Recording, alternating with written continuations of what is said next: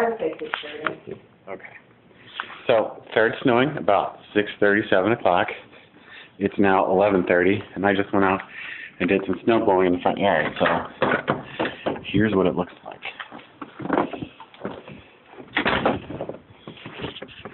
Now, I just did this a few minutes ago, but you can see what we're looking at. And that's a shitload of snow. And it's still coming down pretty quick. It's hard to see snow from the phone, but anyway, yeah, there you go. It's the blizzard, folks. Rudy hates it. He doesn't want anything to do with anything involved in going outside in the wind. Anyway, that's all.